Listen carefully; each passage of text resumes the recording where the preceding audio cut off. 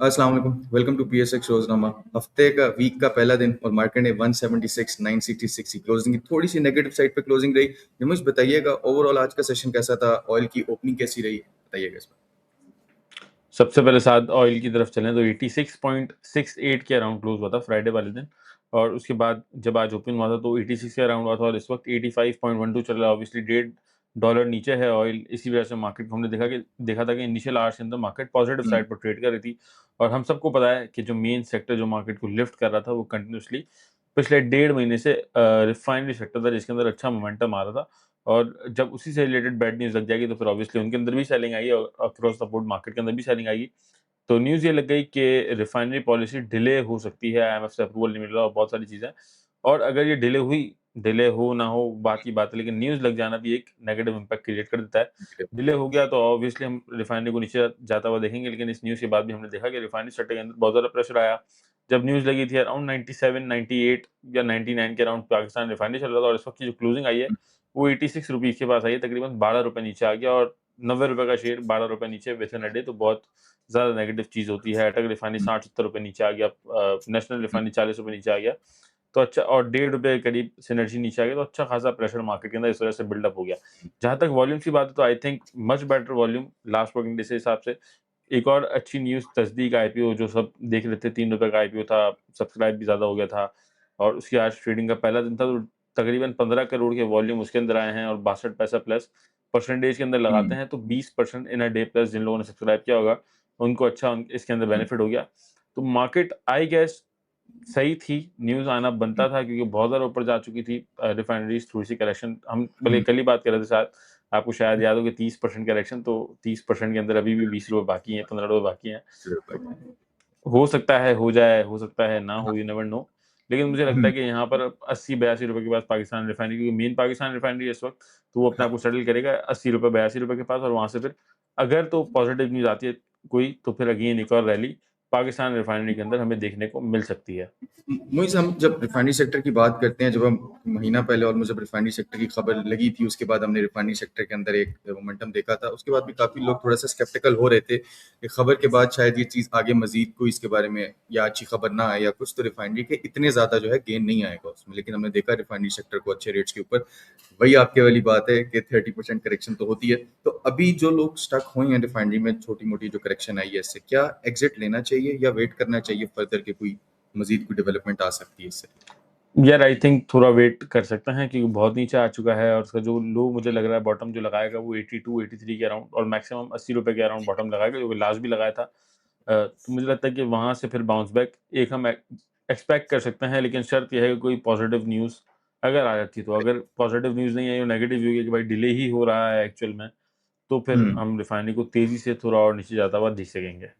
ठीक है, वही हम रिजल्ट्स के ऊपर भी आएंगे। उससे पहले आइटेंस का भी काफी लोग कमेंट्स में भी सवाल कर रहे थे, तो आइटेंस के बारे में मैं स्ट्रेटजी और सो फार जानना चाहूंगा कैसे परफॉर्म करे, और स्टॉक स्प्लिट की भी उसकी खबर आ रही है, तो इस बारे में भी बताइए। देखिए, पहले तो स्टॉक स्प्लिट मैं आपको बता दूँ, सबको पता है कि बीको जब ₹10 का शेयर हुआ करता था और उसके बाद फिर वो ₹30-40 पर ट्रेड कर रहा था क्योंकि अर्निंग बहुत अच्छी थी, कंपनी से नाम शिफ्ट हुआ था इसका और उसके बाद स्प्लिट अनाउंस हुआ था इसका तो बहुत ज़्यादा बढ़ गया था। Same goes with clover, clover ₹40 का था, स्प्लिट अनाउंस हुआ तो ₹80-90 तक गया और उसके बाद फिर स्प्लिट होने के बाद ₹7 यानी कि स्टिल ₹70 का है। तो जब स्प्लिट अनाउंस होता है और छोटे शेयर का होता है और सॉर्ट ऑफ पेनी स्टॉक बन जाता है कि ₹45 का स्टॉक अगर वो 4.5 का हो जाएगा तो ऑब्वियसली उसके अंदर पब्लिक की बाइंग अच्छी आती है। तो यहाँ पर मुझे लगता है कि अच्छा गेन हमें मिल सकता है आफ्टर स्प्लिट ₹6 ₹7 यानी कि बिफोर स्प्लिट ₹60-70 जा सकता है आइटेम्स। अब 1 महीने में जाए, 2 महीने में जाए ये नहीं पता, लेकिन चांसेस हैं कि ₹60-70 तक हम आइटेम्स को जाता हुआ देख सकते हैं और उस वक़्त ₹44 का ट्रेड कर रहा है, अर्निंग्स वगैरह भी अच्छी हैं। तो आई थिंक इसके अंदर चांस हम ले सकते हैं छोटी क्वांटिटी के साथ। ठीक है, बिल्कुल सही। मुझे हम अगर रिजल्ट्स की बात करें, आज बाटा का भी रिजल्ट आया, तो ओवरऑल ईपीएस कैसी थी, कुछ बेहतर परफॉर्म किया इसने, इस बारे में भी बताइए। लॉस के अंदर आ गई बाटा, तो इतना खास रिजल्ट नहीं है और बहुत महँगा शेयर है तो हम इसमें रिकमेंड भी नहीं करते ट्रेडिंग।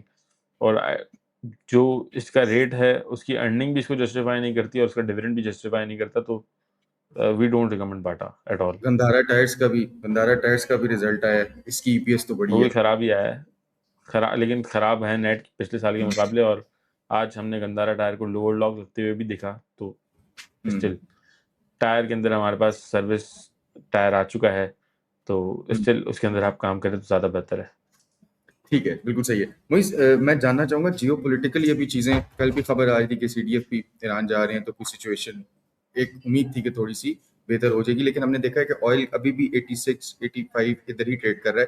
कुछ ऐसा आपको लग रहा है कि ऑयल अभी यहाँ से मज़ीद ऊपर जा सकता है और क्या मार्केट उसका इम्पैक्ट लेगी? देखिए, इस वक़्त तो क्योंकि जियोपॉलिटिकली कोई ख़ास हमारे पास कोई ख़ास न्यूज़ नहीं आ रही है कि हमले हो रहे हों, ना हो रहे हों या एक्सटेंड सीज़फायर को एक्सटेंड कर रहे हों, कुछ भी ऐसा न्यूज़ नहीं आ रही है, तो ऑब्वियसली ऑयल भी उसका इम्पैक्ट नहीं ले रहा। नॉर्मली अगर हम ऑयल जंग से पहले की बात करते हैं, तो वो भी दिन के अंदर $1-2 की या आधे डॉलर की फ्लक्चुएशन तो हुँ, नॉर्मल है इसके अंदर। और हुँ, सेम अगर ऑयल का हम चार्ट देखते हैं, तो $1-2 की फ्लक्चुएशन चल रही है। जब कोई बड़ी न्यूज़ आई है हमारे पास पॉज़िटिव या नेगेटिव, तो फिर हम देखेंगे कोई बड़ा इम्पैक्ट आते हुए मार्केट के अंदर भी और ऑयल की प्राइसेस के अंदर भी, लेकिन फॉर नाउ तो कुछ भी नहीं है, खामोशी है ऑयल के अंदर भी। हुँ। मोइज़ मैं ये भी जानना चाहूँगा, एक खबर आ रही थी रिफाइनरी सेक्टर से रिलेटेड कि ऑगरा ने अप्रूव कर दिया फर्नेस ऑयल एक्सपोर्ट्स के लिए सिनर्जी, पीआरएल और पार्को को। तो इसका एक इम्पैक्ट है, क्या इतनी ये पॉजिटिव इम्पैक्टफुल खबर है कि इसका इम्पैक्ट हम शेयर प्राइस के ऊपर देखेंगे सिनर्जी और पीआरएल की, या रिफाइनरी अपलिफ्टमेंट ही मेन चीज़ होगी जिससे एक मोमेंटम आएगा रिफाइनरी? देखिए, ये जो न्यूज़ आई है ना फर्नेस ऑयल वाली, इसके अंदर ऑब्वियसली प्रॉफ़िट होता है तब कंपनी काम करती है ना, तो इसके अंदर भी प्रॉफ़िट होगा, लेकिन इतना नहीं होगा जितना जितना रिफाइनरी अपग्रेड के बाद होना था।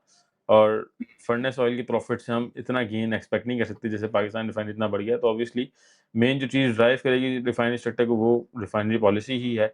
इसके अलावा और कोई ख़ास मोमेंटम बिल्ड नहीं करेगी न्यूज़। मोइज़ मैं पीपीएल और ओजीटीसी इन स्टॉक्स के बारे में भी जानना चाहूँगा। आपने इनकी बाय कॉल भी दी थी। वीक का फर्स्ट डे था, कैसी परफॉर्मेंस रही आज इन शेयर्स की?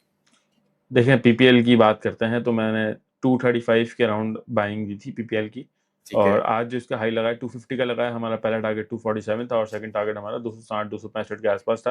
तो फर्स्ट ठीक। टारगेट हमारा अचीव हो गया और उससे ऊपर भी ट्रेड करा दिया है पीपीएल ने। ओजीडीसी ने अच्छा परफॉर्म किया। पीएसओ की बात है तो उसने भी अच्छा परफॉर्म किया। तो बहुत सारी चीज़ें हैं, मतलब बहुत सारे शेयर्स जो मैं जी। बताता हूँ आप लोगों को, तो वो अच्छा परफॉर्म भी करते हैं और हमें कमेंट सेक्शन के अंदर भी दिख जाता है कि लोग काम कर रहे होते हैं। पाकिस्तान रिफाइनरी हो, सिनर्जी हो, पीपीएल हो, ओजीडीसी हो, पीएसओ हो, हुँ, क्यूटेक के अंदर लोग फँसे हुए हैं। क्यूटेक का भी बता रहे हैं, तो इसके ऊपर भी हम इंशाल्लाह सून जो है वो एक रील बना देंगे क्यूटेक के लिए। इसके अलावा आइटम्स है, तमाम कॉल्स, बहुत सारी कॉल्स चलती भी हैं, 1 आध 2 स्टॉप लॉस भी हिट हो जाता है, तो it's a part of game.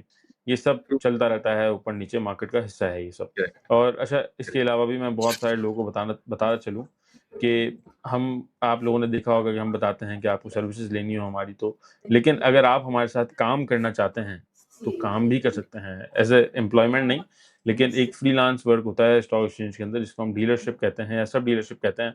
जैसे कि हम स्टॉकिफ़ाई जो है वो मुनीर खनानी के साथ एफ़िलिएटेड है।